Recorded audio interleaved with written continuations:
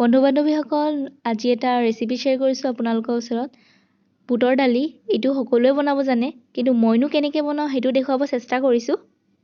ভিডিঅ'টো চাই ভাল পালে লাইক কমেণ্ট কৰিবলৈ নাপাহৰিব, লগতে ছাবস্ক্ৰাইব কৰিব যদিহে মোৰ চেনেলত আপুনি নতুন হয়। এতিয়া ভিডিঅ'টো আৰম্ভ কৰোঁ আহক। বুটৰ দালিটো মই ভিজাই থৈছিলোঁ, ৰাতি মই ভিজাই থৈছিলোঁ আৰু ৰাতিপুৱা এইখিনি বনাব ওলাইছোঁ। এতিয়া মই বইল কৰি ল'ম এইটো। ইয়াতে মই 2 কাপ পানী দিছোঁ। দালিৰ পৰিমাণটো 1 পোৱাতকৈ অলপমান কম হ'ব। 2 কাপ মই পানী দিলোঁ ডাঙৰ কাপেৰে। তাৰ পাছত ইয়াতে ডালচেনি এটা, লং 2টা, ইলাচি এটা দিছোঁ আৰু লগতে তেজপাত দিছোঁ এখিলা। এইখিনি বইল কৰাৰ সময়ত দিলে ধুনীয়া এটা ফ্লেভাৰ আহে। তাৰ পাছত দিছোঁ মই ইয়াতে অলপমান নিমখ। তাৰ পাছত ইয়াতে মই হালধি গুড়া দিলোঁ 1 চামুচ। এইখিনি দি মই 2টা হুইচেল মাৰি ল'ম। এইখিনি বইল কৰি লোৱাৰ পাছত মই কুকাৰৰ হুইচেলটো নিজে নিজে যাবলৈ দিছিলোঁ। তাৰ পাছত এইখিনি হৈ গৈছে। আনফালে মই কেৰাহী এখন বহাইছোঁ। তাতে পৰিমাণ অনুসৰি মই মিঠাতেল দিলোঁ, শুকান জলকীয়া 2টা দিছোঁ আৰু গোটা জিৰা দিছোঁ। এইখিনি অলপমান ভাজি লোৱাৰ পাছত মই পিঁয়াজ দিছোঁ ইয়াতে। পিঁয়াজখিনি মই ৰঙচুৱাকৈ ভাজি ল'ম। লগতে মই আদা নহৰুৰ পেষ্ট 1 চামুচ দিছোঁ। আদা নহৰুৰ কেঁচা গোন্ধটো যোৱালৈকে মই ভাজি আছোঁ।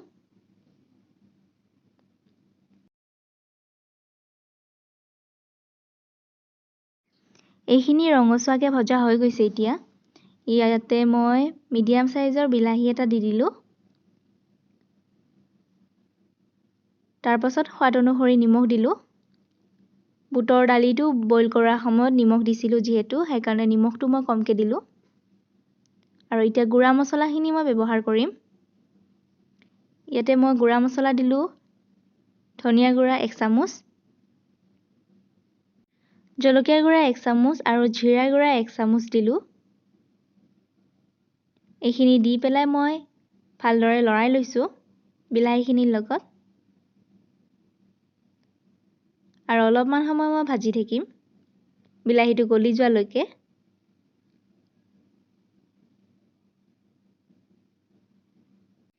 এইখিনি মই 4-5 মিনিটমান ভাজি লৈছোঁ।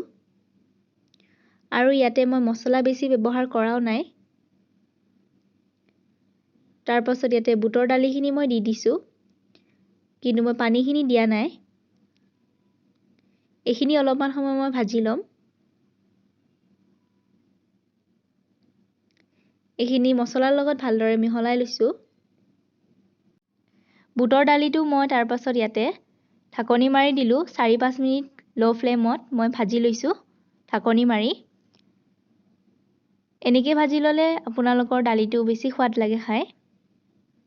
তাৰ পাছত মই ইয়াতে পানী দি দিছোঁ। বইল কৰি থৈ দিয়া পানীখিনিকে দিলোঁ। 3 মিনিটমান মই উতলাই লৈছোঁ এইটো। তাৰ পাছত মই ইয়াতে কচুৰি মেথি দিলোঁ। আপোনালোকে বিচাৰিলে গৰম মছলাও দিব পাৰে। এইখিনি নমাব পৰা হৈছে, কিন্তু মই কচুৰি মেথিটো দিয়াৰ পাছত আৰু 1 মিনিটমান মই উতলাই ল'ম।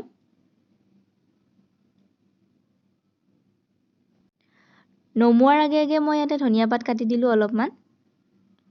তাৰ পাছত এইখিনি নমাই ল'ম এতিয়া। এইটো আপোনালোকে পুৰিৰ লগত খাব পাৰে বা ভাতৰ লগতো খাব পাৰে। পুৰিৰ লগত বেছি টেষ্টি লাগে।